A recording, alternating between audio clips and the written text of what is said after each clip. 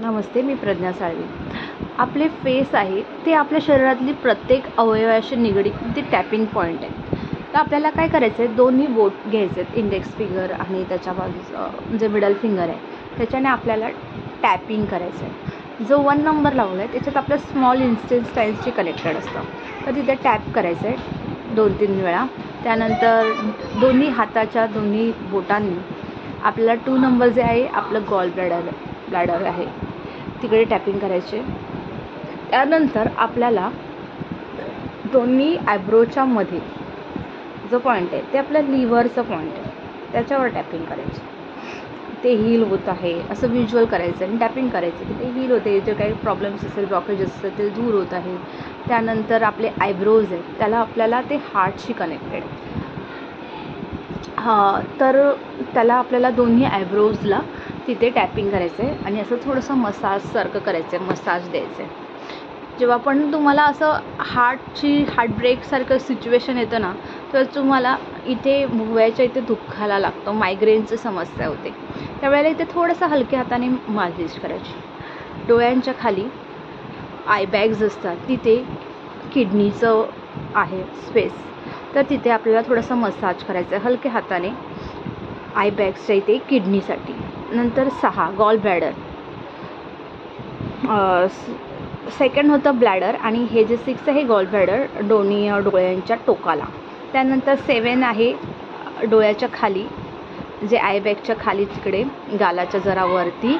जे 7वा नंबर आहे तो आपल्या स्टमकचा आहे. पोट साफ होत नसेल तेव्हा ह्या दोन्ही बोटांनी दोन्ही गालावरती थोडंसं मालिश करायची, हलक्या हाताने करायचं. जे काही आहे गॉशा पण मिळतो आपल्याला ग्रीन जाडीमध्ये आणि रोज क्वार्टर्समध्ये, ते घेऊन पण तुम्ही ह्याच्याने मालिश करू शकता. त्याचं पिक मी तुम्हाला देईन.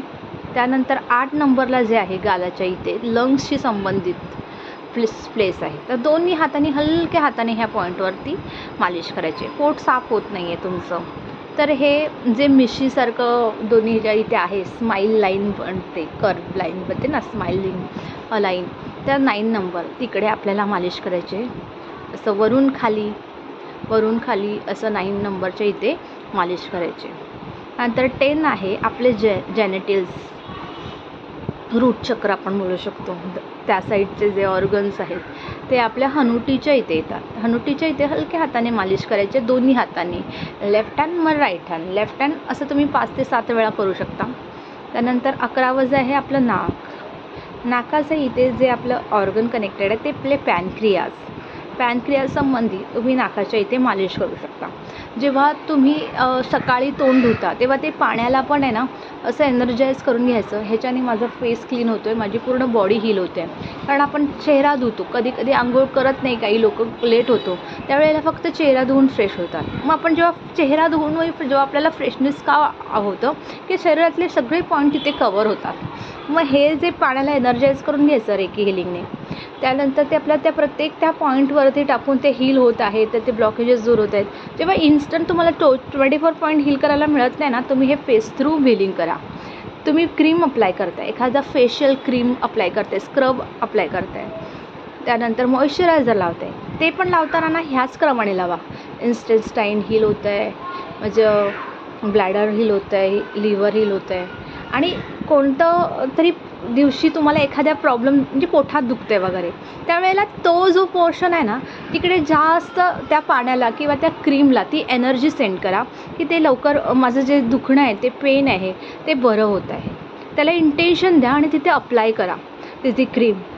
किंवा एक पाण्याचा आईस घ्या, आईसला ते हे करा आणि ते आईस फेशियल आता जो आला आहे आईसचा, जे पूर्ण पाण्यामध्ये आपल्याला फेस टाकायचं आहे आईसने भरलेलं, आणि त्याला अगोदर इंटेन्शन द्यायचे की ह्याच्याने मी हील होते, माझी पूर्ण बॉडी हील होते, मी खूप सुंदर दिसत आहे, म्हणजे सर्व पेन रिलीफ झालं आहे.